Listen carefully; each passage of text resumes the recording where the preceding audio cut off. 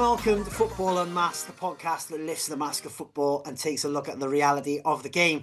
I'm Daniel J. Harris, and I'm joined by these two fine gentlemen again, Wales legend Rob Earnshaw, England legend Carlton Palmer, who joins us live from Portugal. How are you both doing? Excellent. Very, very good. Yeah, I can't complain. The weather's nice, and as always, I've always got a little glass of wine in my hand.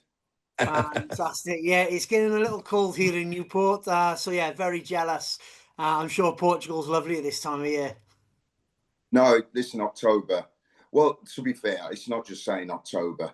11 months of the year we get really good weather here. You've got to be unlucky if you come here and you don't get, it might not be sunbathing weather, which today has been, but it's generally, 22, 23 degrees in October. Very jealous, very jealous. Well, thank you, gents, for joining me again for another episode. A little bit of a mini episode this time. We're kind of catching up remotely. We haven't got our tactics board, but we'll talk through the usual topics, have a look at a couple of games at the weekend. And also, this week we have announced that we are going to be doing a live show Friday, November 28th from Wadsley Bridge Working Men's Club in Sheffield. We've got us three fine gentlemen, and we are joined by Sheffield Wednesday legend John Sheridan. Shezza, a friend of yours, Carlton, you play with at Wednesday. What sort of bloke is he? Is he going to be fun?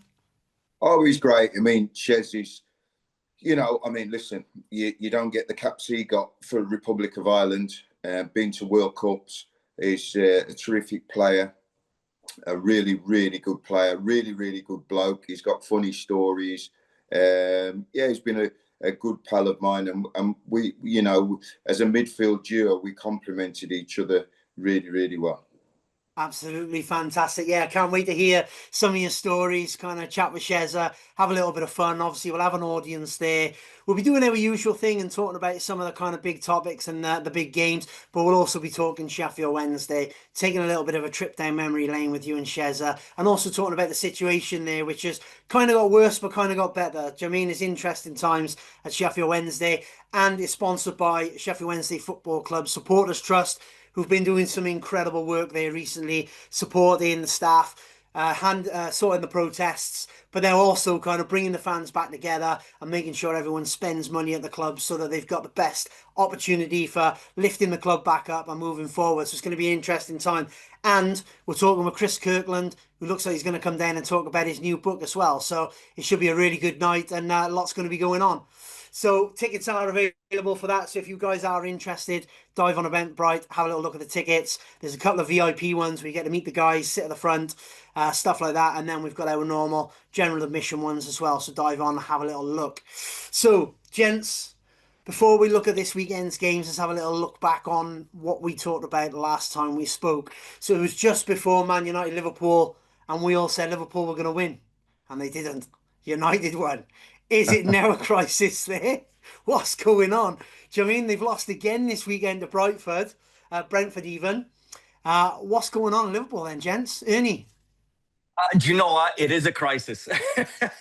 We sat down a few weeks ago and said, do you know what? When you lose one, okay, two, that can happen, right? One can have a knock-on effect on the other. But then once you start to lose three, and then I think the manner of who you lose to as well, because Liverpool then lost to Manchester United, the big rival, the team you don't want to lose against. They lose there at home as well. I mean, the last time they were beaten at home was over a year ago. Forest actually was the last team to beat them, I think. But they lose there. Then you think, wow, okay, what's going on? But I did not expect for Liverpool to lose at Brentford. Of all the teams, Brentford, I thought they'll come back. They played Frankfurt in midweek. They won that one comfortably, and you just thought, okay, that's the Liverpool. That's who we know. But fair play to Brentford. But it is a crisis. I'm calling it a crisis now for sure. I thought they were too good a few weeks ago. I thought there's no way they lose three. There's no way they lose four. It's there now, so officially it is a crisis. There we go. Yeah, but that's only because Ernie works in the media now, so everything's a crisis in the media. Listen, it most definitely isn't a crisis. You know, I sat down and analysed. You know, Arne Slot's taken a bit of grief about the amount of players he brought in. But what you've got to understand, I've gone through it today. Players that went out: Harvey Elliott, Trent Alexander, Luis Diaz, Nunes, Jota, God rest his soul, Jarrell, Ben Donk. So those are the players that went. Last year they had an assault on the Champions League and they ran out of steam. So he had to do a rebuild, right? So he's brought in Ateke, Frimpong, Isaac, Kirkis, Leone, Dashville and Florian Wirtz, right? Those players are going to take time to settle down. And also the system, you know, I think, you know, people have, we've seen in the Premier League now how people are targeted, playing more long balls, not playing out from the back so much, going a bit more direct. Liverpool have changed their system a little bit this season to be more offensive, to try and score more goals. That's going to take a little bit of time. I mean, Kirkis was voted one of the best left backs in the Premier League this season, and he looks poor at the moment. So he's going to come good.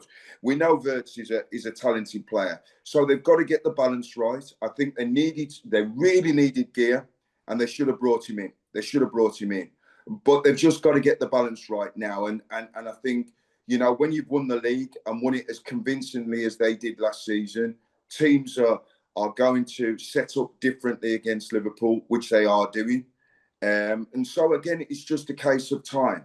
It's just a case of time. So the rebuild had to be done. It's been done early. He's brought in quality players, young players, and it's just getting that balance of the system right. So yeah, but Carlton, don't you think it's? I agree with you.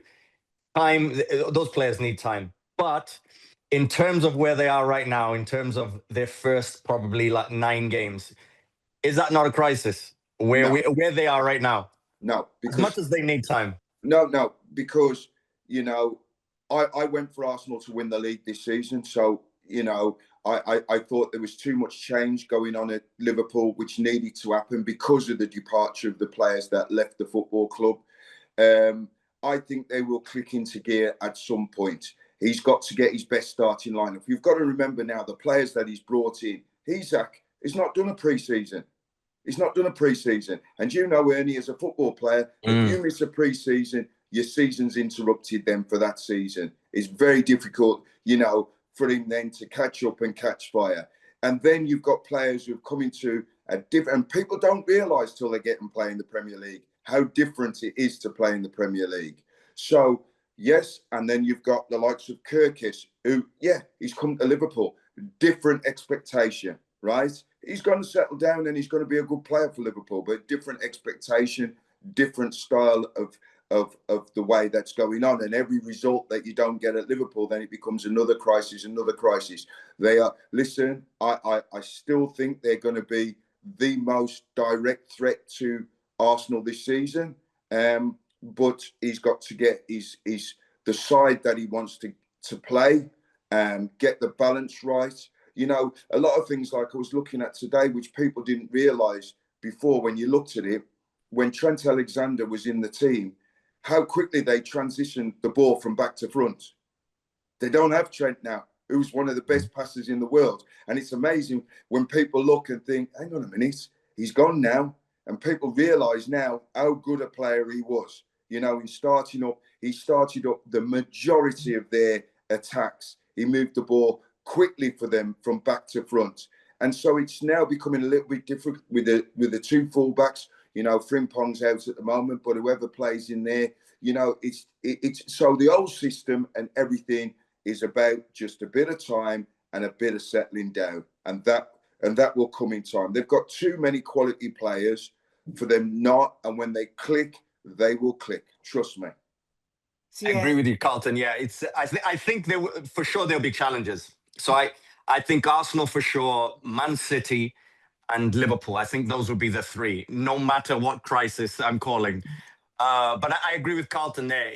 Listen, every footballer needs time. 8 or 9 games is nowhere near enough. You don't see the best of the players in 9 games. Absolutely. But a question for you, Carlton. When are you going to call it a crisis? If they lose the next one, Is that a crisis? But when you're talking about in terms of crisis of winning the league this season, I looked at the changes they made and I thought they'd struggle to win the league this season. A crisis would be for me is if Liverpool didn't qualify in the top four. That would be a crisis for me come the end of the season, right? I think, as I said, I think they're going to come on strong, and I'll lay it down now. I fancy Liverpool could go on and win the Champions League this season rather than winning the Premier League with the time that things take to settle down. The reason why I'm saying what I'm saying is because the players that they've brought in are used to playing in Europe. So that becomes better for them in that kind of a situation rather than the Premier League. So, no, for me, as long as they don't finish out the top four as the season goes, then it's not a crisis for me. It's an evolution that had to happen. Oh yeah, I agree with you, Carlton. Absolutely. I'm calling it a crisis when never mind the top four, top three. I think if they're out of the top three, it's a crisis. Because I only because I agree with you. I think the signings that they've made, of course, brilliant players. I think they should finish in that top three because I think they'll gel. I think they'll come good. They're more than good enough. I agree with you, though. I think the signings that they made, and I said this a few months ago, is I think the signings they made were made in terms of, yes, we won the league. How can we go to the next level? The next level is the Champions League. Correct. And when you want to win the Champions League, and yeah, they might have lost a few games. When you want to win the Champions League, one thing you do have to have is squad depth. One thing you have to have is people who are a real world-class top players. They brought in Isak. They brought in Wirtz. They of course they felt they were struggling at left back last year with Robertson. They brought in Kirkes. They know Salah's going to play on the right hand side. Gakpo's hit form. So there is players there that are almost set for a Champions League run, and I agree with you. That's where I think Liverpool are now. Is how can we go to the next level? The next level is challenging the Real Madrids, the Man Cities for that Champions League, and I think that's where they are right now. But they need to do it very, very fast because the problem you always have is when you don't gel quick enough and then it continues and then it kind of drops. And then you have this kind of area where, like we saw from Man City last year, where, oh, of course they'll come back. Of course they'll come back. We know they're good enough, but you just start to kind of drop and drop and drop. And all of a sudden you continue losing games. And then all of a sudden your season's gone. That's the worry for Liverpool. Yeah, I get that, but I don't see that. I don't see that's going to happen to Liverpool. I really don't see it's going to happen. I think there's been too much change for Liverpool, which I think Slot was expecting. He didn't want Diaz to leave. That's why I picked Arsenal before the start of the season. I said there's not going to be too much change with Arsenal. They're going to strengthen the squad, but there's not going to be too much change. From their starting lineup from last season, probably two players. Whereas Liverpool is a period of adjustment. They haven't got the midfield area right at the moment, whether he goes with a triangle with one sitting two and two further in front or two behind and one in front. They haven't got that right. But let me tell you, Slot is a serial winner. His standards are high. He knows what he's about. I listened to an interview with Trent Alexander, and he almost sounded disappointed that he was leaving to go because this manager was coming in and he was so forward thinking in his approach to the game. So listen, it's not a crisis for me. I think it's an evolution and it's going to be a change. And players, like I said with Kirkes, it's a different expectation to go to Liverpool. He's going to come good. He's a good player. You don't become, you don't have a season he had last season in the Premier League, but it's getting used to going to the surroundings of Liverpool. When you walk in that place, it's a different ball game. When you walk out at Anfield, it's a different ball game. So, as I said, it's not a crisis, it's evolution. So what about Man United then? Is it crisis over? They've now won a couple on the bounce. They've beaten Liverpool at Anfield for the first time in almost 10 years, I think it is. And now they're starting to play better. They're starting to link up, starting to play with a bit of confidence. Can Man United break into that top four? Is it crisis over? Are they capable of actually winning something this season? What are your thoughts on Man United, Ernie? Do you know what? Credit to them, credit to Ruben Amorim as well, because he's been very, very strong. And the easiest thing would have been just to fold under the pressure of, oh, the system. Oh, is he good enough? This player, that player. So it's been a lot of almost controversy with Manchester United. But credit to him. He's won 3 games in a row. They're in that top 6 now. The key for Man United is continuing to evolve, continuing to get better. Because just like them, they made signings. Bumo comes in, Cunha comes in. So real key signings. I think Manchester United proved last week that they could go to a Liverpool, the champions, and go and win. Now, what's been missing is the consistency. That has been the key, is because there's imagine now he's been almost a year in the job, and this is the first time they won 2 games in a row and then 3 games in a row. So that is consistency. So for whatever reason, it's not been good enough. Right now, Manchester United need consistency. Now it's about, okay, you've just beat Brighton. Can you go and deliver again? What's the next game plan? And I'm I'm feeling more positive about them, because what I'm glad about, especially because I'm a big fan of Cunha, who scored on the weekend. Cunha is one of the very best players in the Premier League, and I'm glad that he's delivering and he's contributing to this Manchester United. And now it just feels like right now, they feel more settled.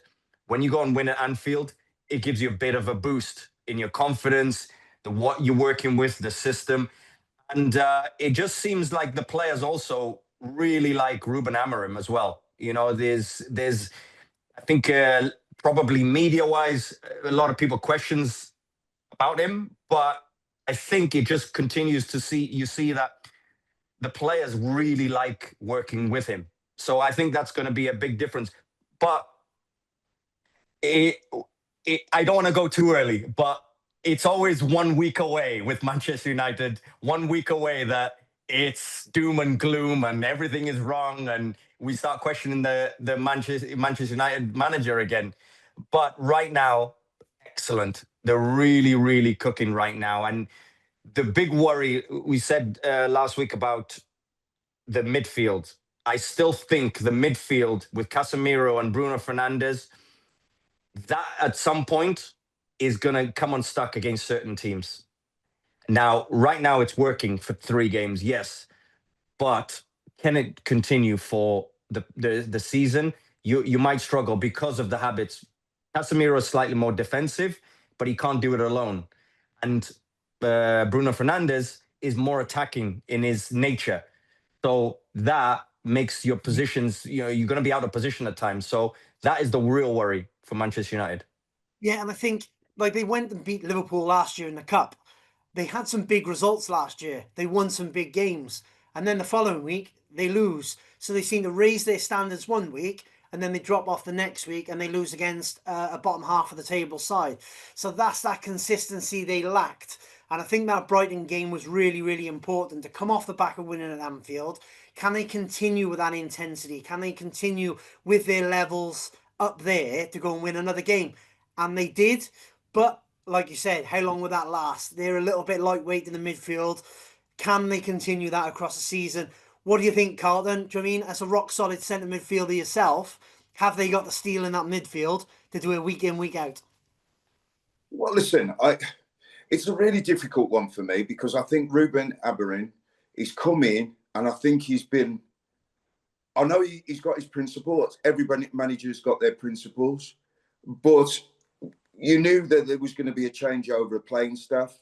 That's going to take several transfer windows for him to get the players he wants in the football club. I thought he was out of his depth, really did. But he stuck to his guns. He stuck to his principles.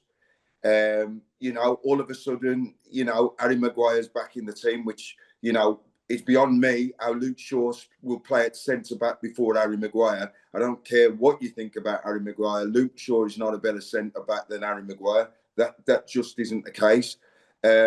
But he stuck to his guns. Let's not kid ourselves about what we've seen here now. Let's be real about what we've seen. They've beaten Sunderland, or a newly promoted team, right? In the top 4. No, I was just coming to that. I'm saying Sunderland are having a good season, but they've beaten Sunderland. But you know, I don't expect Sunderland to be. You know, I think they'll stay up, but they'll not be in that echelons come the end of the season. Right? They've beaten.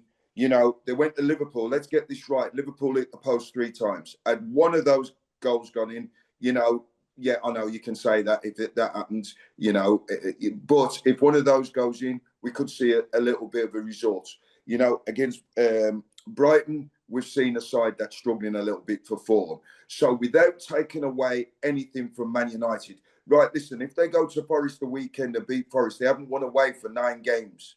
They haven't won away for 9 games. If they go and beat Forest at Forest, which we should be expecting them to do because they're struggling at the moment, Sean Dyche will have an effect on Forest. I'm 100% sure about that. Whether that'll happen this weekend, I don't know.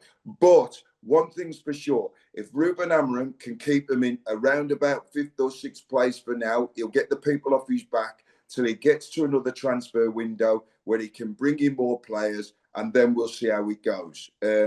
Like the 2 players he's brought in, I really like Cunha. You know, he's a terrific player. I can never ever pronounce his name. Mohemba, he's done really well. He hit the ground running at Manchester United. He's done really well for them. So I do agree with Ernie again. I think the midfield is somewhere that needs addressing. Casemiro, no, listen, I would never ever say a bad word about Casemiro, the career he's had. But in the Premier League, you know, yes, he's still got that quality on the ball, but they're going to need better than that. They're going to need more. Not, when I say better than that, I'm not being disrespectful about Casemiro. He's one hell of a player and had one hell of a career, but they're going to need somebody who's better than aging Casemiro, right? You know, to get that balance in that midfield right. But they've picked up results, 3 results now. They're picking up some momentum. I fully expect them to go to Forest the weekend and get a result. And it's a really interesting season, isn't it? Do you mean kind of Liverpool are faltering a little bit, Man United are growing again? And then in that top 6, we've got Bournemouth and Sunderland in there. You don't think there's Sunderland will stay there at the end of the season, but could Bournemouth? Could it be a really interesting season again where last year we have Forest and Brighton at that end? Now we've got kind of Sunderland and Bournemouth. Could there be something interesting happening this season? Could Sunderland stay there? Could Bournemouth stay there? Could Bournemouth win a trophy? Ernie, what do you think? What sort of season have we got in the Premier League? You know, I think we're going to have one of the probably big surprises of the season. I think just in terms of who is going to be in those European spots. I think what we're seeing now is, I think we got a taste of it last year, but the top teams still came through. I think what we're seeing now, and I think what we'll continue to see is those top teams losing more games. You know, you look at Liverpool last year, they lost 4 games in total. They've already lost 4 games now. Man City have already lost, I think, 3 games. And you just kind of see these teams. The only one who's kind of hasn't faltered yet is Arsenal. But I think they might have a blip. So I think what we're in store for this season, and to be honest, I think we're going to have a really exciting season. I think there's going to be at least 2 or 3 surprises. The one, I don't think Sunderland will be there because I think eventually the Premier League catches up with you. Yeah. I think the team that's capable of staying in that top 6 at least is Bournemouth, because look, they proved it last year and then they lost loads of players and everybody thought they were going to get relegated this year. They're they're in the top 3. So they just, I think just because of great coaching, I think what they do is the recruitment is excellent, that they bring in very good players that they know can jump to this level, which they're proving. You know, Evan Nielsen gets injured. Krupi comes on. He scored 3 goals in a week for Bournemouth. So I think the team that's capable, just because of how they play, is Bournemouth. I can't see Tottenham staying there because I think they're more inconsistent. I think they'll be maybe challenging Europe, but I still see them dropping off. So I still think the Arsenal will be there, Liverpool will be there, Man City will be there. And I think maybe Chelsea also will come through, win enough games, but they're inconsistent also. So, but I'm glad we're seeing the Sunderland breaking through because they've just got promoted. Probably one of the best teams in the last 20 years that we've seen promoted. Bournemouth, just they lose players, but continue to impress us. And then Tottenham, of course, they're having a great season right now because the new manager and they've changed their style of play a little bit. So there's some surprises coming for sure. And it's competitive. So that's nice to see. Absolutely. And Carlton, I think Bournemouth have lost like 3 out of their starting back 4 from last season. One of the boys has gone to Real Madrid, one's gone to Liverpool, but then they're still tight at the back and they're still winning games. What's your take on Bournemouth? Can they stay there? Can they push on? Can they win something? Can they qualify for Europe? Well, it's quite remarkable. They've only lost 1 game this season. I was looking at this today. When you look at what they've lost, they've lost Zarbane, went to PSG. The centre-back, Ensign, went to Real Madrid. Kirkis went to Liverpool. Onatora went to Brentford. Anthony went to Burnley. Joe Rockwell went to Rangers. I mean, these were all players who were in the starting lineup.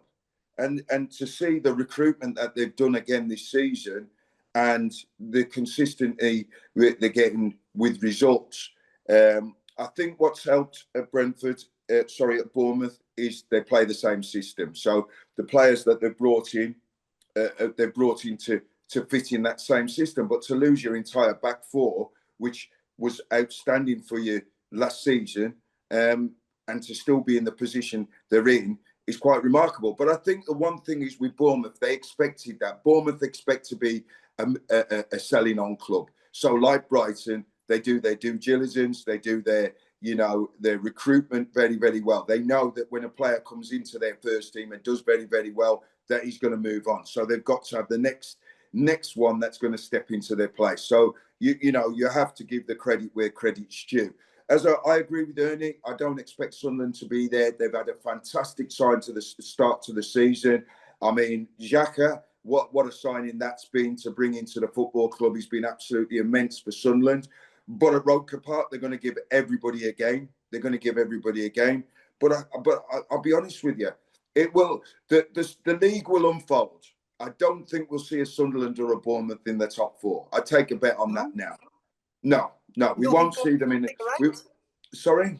You don't think Bournemouth can stick around up there? No, well you're saying, I think they've had an unbelievable start to the season. But Man City, evolving again, right? So you're saying to me now, I've got Arsenal to win the league. We've then got Liverpool. We've then got Man City. Then we've got Spurs. Then we've got Aston Villa who are going to come. We've got Brighton who are going to come. And they're going to come. These teams are going to come, right? I think it's very unlikely that Bournemouth or Sunderland will be in the top 4. But hang on a minute. If Bournemouth finished 7th in the league, we'd be saying, serenading them for what a great season. So I think we just get a bit carried away. And the longer it goes that Bournemouth keep performing the way that they are and getting results, then we're going to have to rethink it. But what will happen is they will pick up injuries, they will pick up suspensions, and they don't have that quality in depth. We saw that last season when they can put out their first 11, their first 11 there, their first choice back 4. They're a measure to anybody in the Premier League, but when they can't, they have a problem. And that's the difference between the top teams. The top teams are virtually 2 teams. Fair enough. And I suppose then let's look ahead at some of the games coming up at the weekend. And let's start with Spurs and Chelsea. 2 sides that have been inconsistent. They've had good wins and then kind of lost games you wouldn't expect them to lose. They're both playing in Europe. They've both got plenty of players there, but have they got the quality in that depth? So, Ernie, Spurs versus Chelsea, how do you see that game going?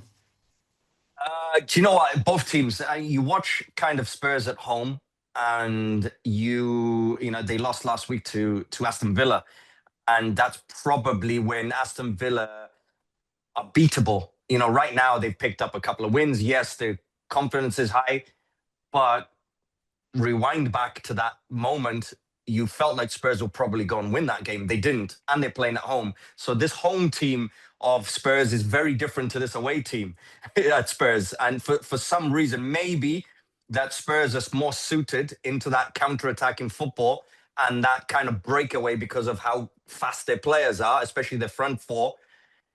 That's where kind of Tottenham are really kind of getting unstuck. Chelsea, another team, so inconsistent. I mean, they've lost to, Brighton at home, and they've just lost to Sunderland. Now, that's why they probably won't win the league, Chelsea, because of those inconsistencies. But this is a really good game. Obviously, of course, a London derby, big game. You probably I fancy probably Chelsea more, just because when it's a hyped up game, Chelsea normally pick their game up. We saw against Liverpool, like we saw against Manchester United. And they just seem to kind of raise their game. So it's going to be a big one. But I fancy more Chelsea, to be honest with you. And I just think they've got a little bit more in difference makers. I mean, you look at how Tottenham just won the game. They won on 2 set pieces. You're not going to get that every week. You know, your centre-back scores too, where Chelsea can hit you from different angles. And also, it's that bounce back. You know, they've just lost to Sunderland. Those conversations this week would have been happening. That's not good enough. That's nowhere near where Chelsea should be. So this week, you have to come out and perform, and it's a London derby. So I fancy more Chelsea than Spurs this week. And Carlton, with Spurs, they seem to be a bit hit and miss. They seem to have a load of forward players, but nobody seems to be really hitting form, scoring goals. They're all a bit in and out. They're all a bit hit and miss. He's chopping and changing his starting lineup and who he's picking up front. Do you think Spurs have found their best 11, or are they still searching? How are they going to turn it around to try and beat Chelsea? Well, he does that, doesn't he, Frank? He's always chopping and changing. He did that at his previous club. I looked at the stats today, and you won't believe the stat that I'm going to tell you now.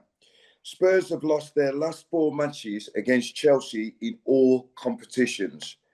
Spurs have only won 8 games in the Premier League gate against Chelsea in 50 meetings. So that tells me Chelsea are going to win this game.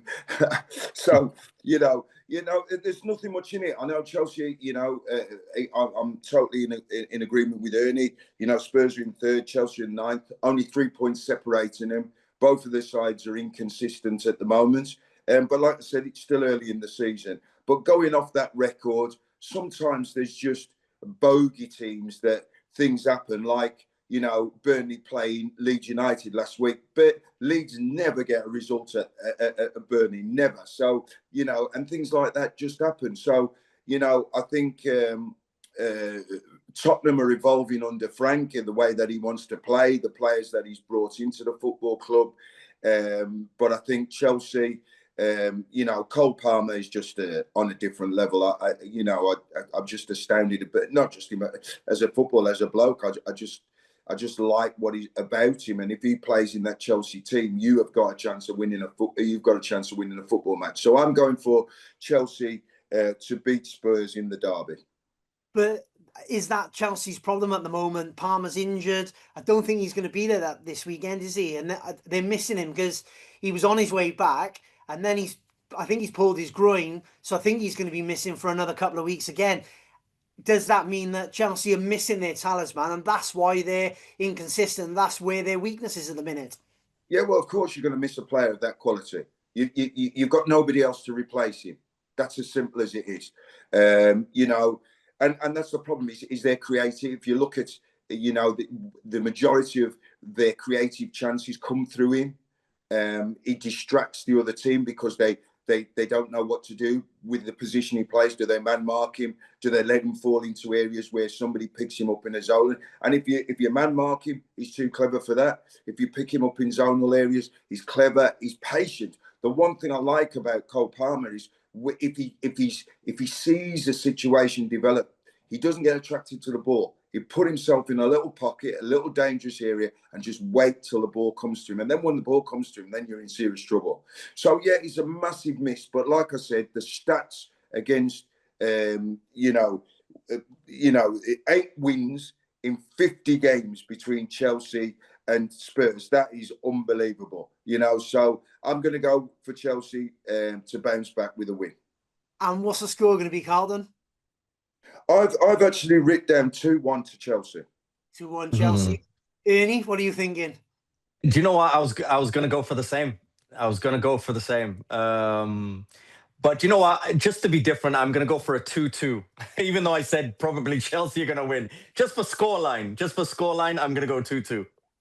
Well, I'm going to go the other way. I think that Chelsea are too inconsistent. They're missing Palmer. And I'm going to go for a Spurs 1-0. I think Thomas Frank will keep it tight. And I think they might get up there and big Mickey van der Ven might get his head on another one and they might nick the game. So I'm going to go 1-0 Spurs. So yeah, I'm gonna back them to turn around that stat. And, stats are there to be broken, aren't they? So fingers crossed. Right, on to the next game then. So the next game we're taking a look at is Forest against United. So Sean Dyche has gone there in there at Forest. They'd had a terrible start to the season, but they still got a good squad. They still got some good players there. They managed to win in Europe, but then kind of lose in the league then. Against United, who we've talked about now, things are on the up. How's that going to go? So Carlton, you start this one. How's Forest United going to go? Well, listen, I'm a big admirer of Sean Dyche. People know that. I just like the bloke. I like what he stands for. He's honest. He's hardworking. He's very loyal. You know, you've seen his backroom staff gone with him again. I'm sure Steve Stone and Ian Wone could have got jobs in the meantime while Sean was out of work. But they know as soon as Sean's in work, he brings back his trusted lieutenants, and I'm sure he will sort the situation out of Forest. He will do, but it's going to take a bit of time for him to get his implements across to the players. And I just feel that Man United are on a roll. The problem that Man United have got, they've only won one game in their last away matches. So this is another bogey that they've got to set. But I just looked at the way Kahina was the other day. He was back to his very best. I mean, like Ernie said at the top of the show, when he's on form, he's one of the best players in the Premier League. And the one thing what attracted, not by the way, Man United got him, but there was a lot of clubs who were interested, both in home and abroad. He's a very consistent performer. He's not one of those players who have this flair about them that you can, choose and say, right, well, he'll only play 1 in 3 or he'll play 1 in 4. He's very, very consistent with his performance. He looks like he's back to full fitness. He looked like he was enjoying himself now. And if he does that, Muemba on that other side, and now they've got that solid look at with Maguire back in the centre of defence. Dare I say, I call him legit. He's having a good season so far for Man United. He's playing very, very well. He looks like the player that first started his career. Yeah. He's defending very, very well. I will call things as I see it. So I've criticised him in the past, but I think he's having a very, very good season for Man United. So if they defend well, as I said, the area where Ernie's identified and I identified at the moment is the midfield. But against Forest, I think they'll be too strong.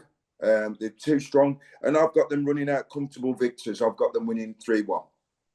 Yeah, and I think it was the first time that Šeško and Bueno and Cunha played against Brighton the weekend, and the three of them look confident. Do you mean they're all three of them are quite dynamic. They get their head down, they move. Šeško was dropping deep and he was playing the ball off. Cunha was looking confident, beating players. And Bueno scored 2 cracking goals. I think they're going to overrun Forest. Ernie, have Forest got a chance of kind of scraping a draw or a win at home? Can Dyche make them compact, or are United kind of growing in confidence and they're just going to be rampant? You know what? Manchester United won 3 games in a row, right? And normally, going into the last year of what we've seen is that inconsistency. I don't think they've solved the inconsistency. No. I think they're very good. They're capable of really challenging and being in Europe every year. So that's the challenge for Manchester United. But they're playing away at Forest in probably a slightly different, rejuvenated Forest. Yes, they lost on the weekend, but I think probably when I kind of look at Forest now, I mean, you look at, I don't know if Jesus is injured, but there was a few subs made halftime by Sean Dyche at the weekend. Whether he was unhappy, whether it was just because they played in midweek and he wanted to save some boys' legs especially. But they seem to have gone back to where they were last year, playing more counter-attack. And the way they win against Manchester United is how they won against Porto.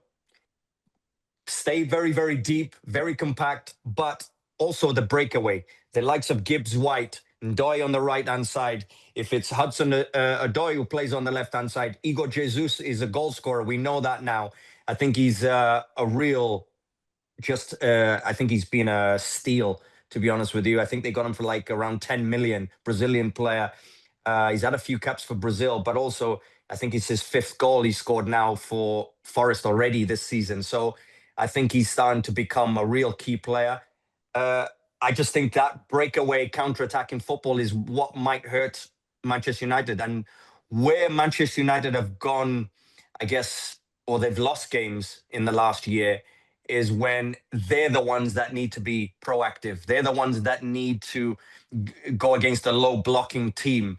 And Forest are capable of that. And they'll say, come on to us. Let's break away with our speed. So that is, I think, where Forest can win the game, in that breakaway. And, you look at Forest, I think Gibbs White has been key, but Anderson in the middle, Anderson and Douglas Luiz, I think those two are quality players.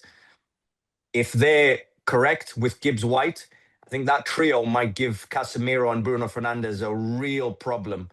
And I just think that's where Forest really hurt Manchester United. So I'm actually fancying a Forest win this time, just because of inconsistency. Manchester United just won, and we know that they're due to drop off. And listen, the key is Forest are playing at home. They just beat Porto last week in Europe. That top Porto team that is unbeaten, haven't lost a game, haven't been behind. So that's where I think Forest really can raise their game. And it's Manchester United. Anytime you play Manchester United, you raise your game. So I think just the home feeling is going to be an advantage for Forest. So we've been doing all this talking up, Man United are back, but Ernie thinks they're going to lose this weekend. So that roll's going to drop off. So what's the score going to be, Ernie? Do you know what? I'm going a 2-1 Forest win. Okay, interesting. Yeah. I think they've definitely got legs in midfield, Forest, and that could give United problems. But I think that Man United are starting to click. I think Man United will score goals. I think Forest will score goals. I think United will win it 3-2. I think it'll be quite a high-scoring game. Cool. Okay. Now on to our third and final game, Man City against Carlton's prediction. We're going for Carlton's prediction. You said yours, didn't you, Carlton? Didn't you say 3-0 to United? No, I went. Let me just check. I don't want to give you something that I didn't say, but I thought I went for. 3-1. I went for 3-1. 3-1. Okay. 3-1 Man United. Fair enough. Cool. So then, the third and final game, Man City against Bournemouth. Bournemouth on a roll. Man City hit and miss. Carlton, how are Bournemouth going to set up for this? Can they win it? Or do you think this is where they drop off a little bit? Well, I mean, it's very difficult. I've seen highlights of the Man City Aston Villa game, and I thought Man City were unlucky. They had a goal disallowed. Ireland's firing on all fronts, and when you're playing in Europe as well, it's a big ask. I just can't see anything other than a Man City win, to be honest with you. I think they'll be disappointed with the result against Aston Villa. Really disappointed with that. The performance, not so, but the result, yes. And I think they'll bounce back and win this game. Fair enough. Ernie, what do you think? City to win? Can Bournemouth kind of create a bit of an upset there? How's it going to go for you? Well, I mean, if there is one team that can create an upset, it's Bournemouth. They continue to just surprise everybody. And I think just their energy, the way they press, their especially midfield with Tyler Adams especially, and Scott in midfield. And then you've got, what you do have from Bournemouth is you've got match winners. Tavernier was excellent on the weekend. And then you've got Semenyo, who's in the form of his life. And then you've got also Kluivert as well, and Krupi, who's come in, and you just think, he's a young player. Is he going to kind of score goals? Bang, 3 goals in a week. So Bournemouth are capable of it, but I can't go against Manchester City, because they've just got too much. I think when they lose, it's they'll lose 1 week, but they're another team that I can't see that they'll then go and lose 2 in a row. Yes, we saw it last season, but I just think this season, because of the experience of last season, Pep Guardiola understands that what he needs to do this season, and he's changed it. And he's also, I think, what is the difference between last year and this year? He's made some key signings in terms of Marmoush has just come back from injury. Turkey, who I think is an excellent player, creative, can score goals. Doku is in the form of his life right now. Savinho is also looking excellent. And then Foden, we've got Phil Foden that we saw 2 seasons ago back, scoring goals, being creative. So what the difference is, they've got Haaland there. Of course, he's going to score goals, but I think they've got more than Haaland there who can score goals and who can create. I think that's the difference where we're seeing 1 year ago, Man City to now. So I'm going for a Manchester City win. I think, yes, Bournemouth can surprise, but I'm not going to go against, because they've just got too much now. Aston Villa, well done. Great win against Man City. But on a different day, you'll see the real Man City come through. And I think they'll come through against Bournemouth. I'm going for a 3-1 Man City win. 3-1 Man City. Carlton, what's your prediction? I'm going for a comfortable win for Man City. I'm going 3-0. 3-0, okay. I'm going to go for a 1-1 draw. I think Man City haven't quite hit form yet. They're still a little bit rickety. I fancy Bournemouth to nick something there. So I'm going to go for 1-1. Wow, surprise. Surprise, yeah.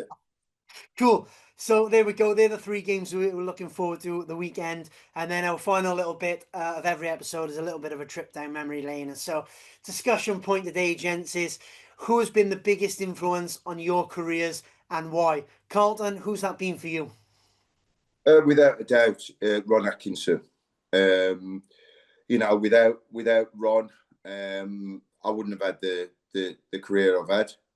And not just the career. I think outside of football, managers that I've worked for have always, Ron Atkinson was, as I said, he was very instrumental, but so was Howard Wilkinson, in terms of shaping me as a person inside and out of football. Ron, I'm very close to still now, speak to him maybe 2 or 3 times a week. But just his belief in me, his way of keeping things simple for me to understand in terms of what I was about as a football player and what I brought to the team. And he was always the same. When I went to play for England, he said, you don't do anything different. He said, the pitch is the same, the ball's the same. He said, your job is to go and get the ball, win the ball, and give it to those who can go and play. And he believed in me, and he was always giving me confidence. I always felt like it doesn't matter. Whenever I went out for a game, I always felt like 9 foot tall. It doesn't matter who I was playing against. He made me feel that, I was going to play well. It got to the point where I believed myself before I even went out to play. I knew I was going to play well. That's how much he instilled in me. But it was all worked off the back of hard work, which another thing that he instilled in me is nothing comes from not being organised, prepared, make the sacrifices, make the discipline. Ron's 86 now and still going out and doing dinners. I went and did a dinner with him the other night because, like he says, if he can go and do 3 or 4 dinners and that pays for an holiday for him and Maggie, he'll go and do them rather than spend his money. That's his work ethic, and he has a bit of fun. And that's what he instilled in me. All the things about the dress, and Ron's always a smart dresser, all about that, timekeeping, all of those things. Without a shadow of a doubt, without him in my life, I wouldn't have had the career I have, and I wouldn't have the life I've got outside of football now, having retired all those years ago. I wouldn't have that life without him. Fantastic. Yeah, he's one of football's big characters. And it's fantastic to hear that you think so highly of him. Ernie, who's it been for you? Who's been the big influence on you in your career? You know what? For me, it's not been one, and the reason why I've always been interested. I think the key influence for me was the question of not just in football, For me, it actually goes outside of football. When I look at people who are great at what they do, it doesn't mean that I want to do the same sport as them, but I think it's been a lot of the people that are great, and I see almost like genius and a real high level in certain areas or certain qualities in them. And I used to look at that even when I was a kid, and I'm into more than just football. If it's music, you look at kind of the likes of, I used to look at Michael Jackson. Why is he so great? Because the work ethic, because his idea of, I don't want to just be good, I want to be great. I want to be more than just great. How do I consistently try and reach that level? So I used to see those things and get inspired by them and get influenced by that. Muhammad Ali, people like that, Michael Jordan, people who they just find this greatness level. And I used to that feeling of being inspired by somebody trying to achieve great things, that inspired me. So that's where I say it's more than just football. But in football, listen, I've had some really great people around me. But I tell you, when I first came through Cardiff, I had a guy called Gavin Tate, who was the youth team coach, and he's the one that gave me the opportunity. He saw me playing, score a hat trick one day. And then he called me for training and said, and give me the last spot on the youth team. So that is influence. That is seeing myself, seeing some talent and saying, I'm going to give you the chance. So I think those are big. I think Lenny Lawrence was great at Cardiff when I was there, because of his experience, his understanding, allowing me to break the records at Cardiff, because he allowed me to play. He realized that I don't have to overcoach this young boy. I have to actually let him free and let him do his thing. And then every now and again come in and give him some advice. And he understood that. And that was the perfect way for me. Because I was a bit of a maverick in that sense, that I didn't need overcoaching. I just needed to be allowed more freedom, because we were all gonna both get to the same place, if you know what I mean.